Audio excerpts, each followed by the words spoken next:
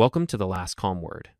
Let us get started with today's story. My fiancée ended our wedding with a text after her ex offered her a trip to Paris. I sent her on a very different kind of journey, and now she is the one begging. I am 31.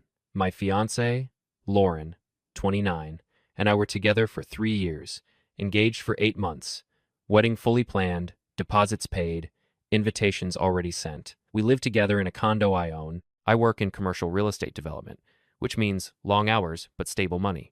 Lauren works in marketing for a boutique fashion brand. She cares a lot about aesthetics, status, and how things look from the outside. That is relevant. For most of our relationship, things were fine. Not perfect, but stable. We argued about normal stuff. Money, schedules, her tendency to escalate small disagreements into full character assessments of me. She has a sharp tongue. I used to think it was just passion. Lately, I have been reevaluating that. About 2 months before the wedding, her ex resurfaced. The ex she always described as immature and beneath her. Apparently beneath her enough to direct message her again. She told me about it in a weirdly casual way, like she expected me to laugh it off. I did not love it, but I did not panic either. I trusted her, or I thought I did. Over the next few weeks, she got increasingly secretive with her phone, not hiding it exactly, just angling it away, smiling at notifications. When I asked who she was texting, she would say friends in a tone that implied I was already being unreasonable. Then last month, while I was in a meeting with investors, I got a text from her. No warning, no conversation beforehand. She was ending the wedding, not the engagement discussion. The wedding. Over text. And the reason she gave was that she needed space to figure out her feelings after being offered a spontaneous trip to Paris by her ex. That is when I realized I was not the one who was about to go on a trip. I stared at that text for a full minute like my phone had glitched. I reread it 3 times because my brain kept trying to turn it into something less insane. She did not say I need to talk. She did not say we should postpone. She said she was ending the wedding because she had feelings to sort out and her ex was offering Paris like it was a little gift card. I called her. Straight to voicemail, I called again. Voicemail. Then she finally sent another text that basically said, "Do not blow up my phone. I'm overwhelmed. You are proving why I need space." That was Lauren in a nutshell. Set the house on fire, then complained the smoke is stressing her out. I drove home early. Not to beg, not to argue. I just needed to see what the situation actually was. She was on the couch with her laptop open scrolling flights acting like I was the interruption. She did not even stand up. She looked at me like I was a coworker who walked into the wrong meeting. Then she started in immediately. How she had been carrying the relationship. How she did not feel chosen. How I was practical and boring. How Paris would help her clear her head. She said it in this smug, airy way, like she was auditioning for a movie where the heroine leaves the safe guy behind. I asked one question. Are you going to Paris with him? She rolled her eyes and said, "You always make everything so dramatic." She said it could be just a trip, that it did not mean anything that I was insecure. Then she added that if I was a better partner, she would not even be tempted. That was the moment something clicked for me. Not heartbreak. Clarity. If someone can cancel a wedding by text because X waives a plane ticket, then I was not marrying my partner.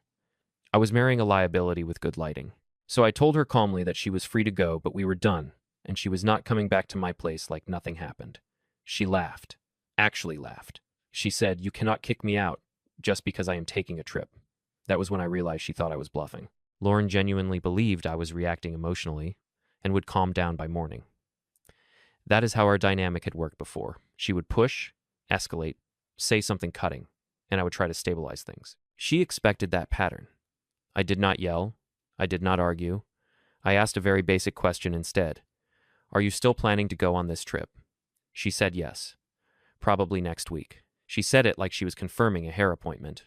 So, I told her clearly that if she chose to go on a romantic trip funded by her ex 2 months before our wedding, then we were no longer engaged, and she needed to arrange other living accommodations immediately. I reminded her that the condo is solely in my name. She is not on the deed. She contributes to utilities and groceries, but the mortgage and homeowners association are mine. She smirked and said I was being transactional, that I always turned everything into contracts and logistics. She said love is not a lease agreement. I agreed, but housing is. She tried to pivot into a bigger emotional speech about how suffocated she felt, and how maybe Paris would remind her who she is outside of me. I did not engage with the speech. I asked again, very directly, "Are you going?" She said yes. She said she deserved to feel wanted. She emphasized wanted like I had been withholding oxygen. That was enough information for me. I told her she had 24 hours to move out. Not out of anger, just logistics. She has a sister 10 minutes away and parents an hour outside the city. She also has friends who have been loudly supportive of her finding herself. There were options. I said I would give her the day and night to pack essentials and arrange the rest. Her expression changed then. Not regret, not sadness, annoyance. She said, "You would really throw away 3 years over one trip?" I said, "No. I am reacting to you throwing away a marriage for one." She accused me of being cold. Maybe I was, but I was not going to compete with a plane ticket, and I was not going to finance the exit of my own wedding. The next 24 hours were not dramatic. They were tense and efficient. Lauren did not cry. She did not apologize. She alternated between icy silence and small verbal jabs about how I was overreacting and proving her point about me being emotionally unavailable. I did not debate her. I worked from my home office, took my calls, and made actual logistical moves. First, I contacted the venue and vendors, catering, photographer, florist, band. I asked what was refundable and what was not. I did not frame it as maybe. I said the wedding was canceled. I would rather lose deposits than pretend this was temporary. Second, I called my attorney, not to escalate, just to confirm I was within my rights regarding the condo. She was not on the title. There was no cohabitation agreement, no shared accounts. My lawyer confirmed that giving her notice to leave was reasonable and that I should document communication in writing. So, I followed up with a short email summarizing what I had said verbally, that the engagement was terminated, that she needed to vacate within 24 hours, that I would coordinate pickup of remaining items within 2 weeks if needed. Calm, factual, no insults. When she saw the email come through, she snapped. She said I was humiliating her, that I was acting like she had cheated when she had not technically done anything. She emphasized technically like it was a shield. I told her I was not accusing her of anything physical. I was responding to behavior. Canceling a wedding by text and booking a trip to Paris with an ex was a decision. I was simply responding to it. She shifted into superiority mode. She said I was small for making housing conditional. She said a confident man would not feel threatened by a flight in a hotel. She framed it like I was failing some maturity test. I did not ask whether the ticket was booked. I did not need confirmation. The wedding had already been canceled. The message had already been sent. The intent was clear enough. At that point, my mind was settled. This was not about Paris anymore. It was about the fact that she believed she could end our wedding, test drive another option, and keep her living situation secure in case she changed her mind. I was not going to be the backup plan with a mortgage. By that evening, she had packed 2 large suitcases and several tote bags. She moved through the condo like she was staying in a hotel she had outgrown, detached, mildly inconvenienced. She made a point of taking her time in the bedroom. I stayed in the living room and let her do it. I was not going to supervise packing like a security guard. I trusted that whatever she took was hers. I was not interested in splitting furniture or arguing over dishes. Most of what mattered to me was already mentally written off. Around midnight, she stood by the door with her luggage and looked at me like she expected a last-minute reversal, a dramatic speech, some grand gesture. I did not offer one. She said, "This is crazy. You know that, right? All of this over one opportunity." I told her it was not one opportunity. It was a choice she already made. I was just respecting it. She shook her head and said I would regret this, that men like me do not get many women like her, that when she posted from Paris, I would understand what I lost. It was a strange sales pitch for someone walking out. I opened the door for her. That was the end of the in-person part. The next morning, I changed the keypad code to the condo and forwarded her mail to her sister's address. I also removed her access from the shared streaming accounts and our joint Costco membership. Small things, but clean lines matter. I expected anger. I expected a barrage of texts. Instead, I got silence for about 48 hours. Then, her Instagram story popped up. Airport lounge, champagne glass, caption about choosing yourself. That was when the situation shifted from personal to strategic in my head.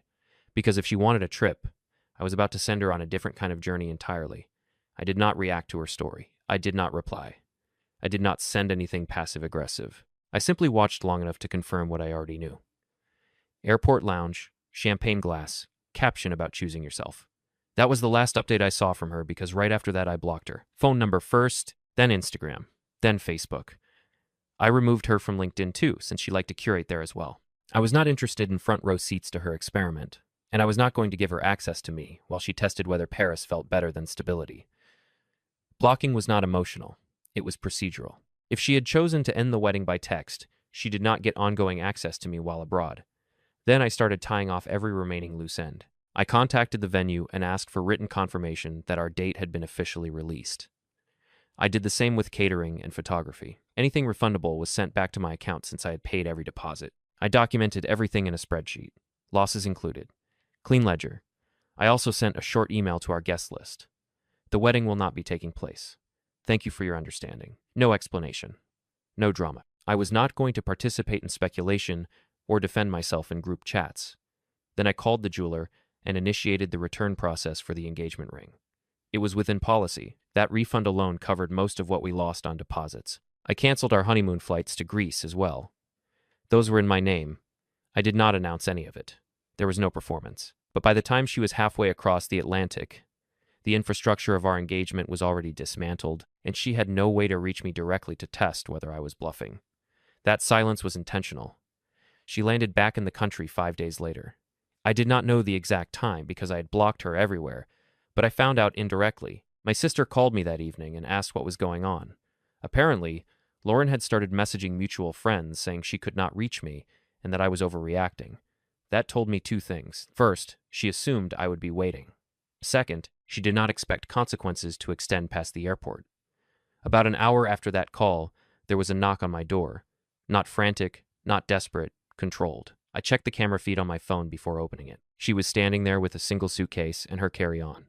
No accent slight, no Paris glow, just irritation. I stepped outside and closed the door behind me. She immediately launched into it. She said blocking her was childish, that normal adults talk things through, that she had John to clear her head. And I had escalated everything unnecessarily. I let her finish. Then I told her there was nothing to talk through. The wedding had been canceled. The ring had been returned. The honeymoon was refunded. Our vendors were notified. Our guests were informed. Her face shifted at that. She asked what I meant about the ring. I explained calmly that since we were no longer engaged, I returned it within the policy window. The funds were already processed. That was the first crack in her composure. She said I was supposed to wait, that she thought we would talk when she got back, that she just needed space to compare feelings and see what was real. Compare? That word did more than Paris ever could. I told her I am not an option on a menu.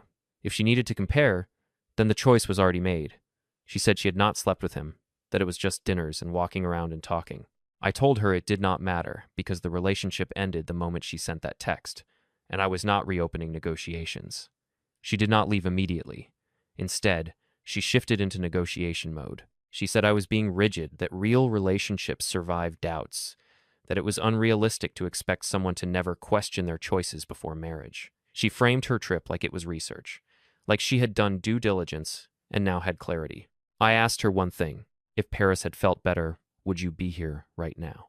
She did not answer directly. She said that was not fair, that emotions are complex, that I was oversimplifying.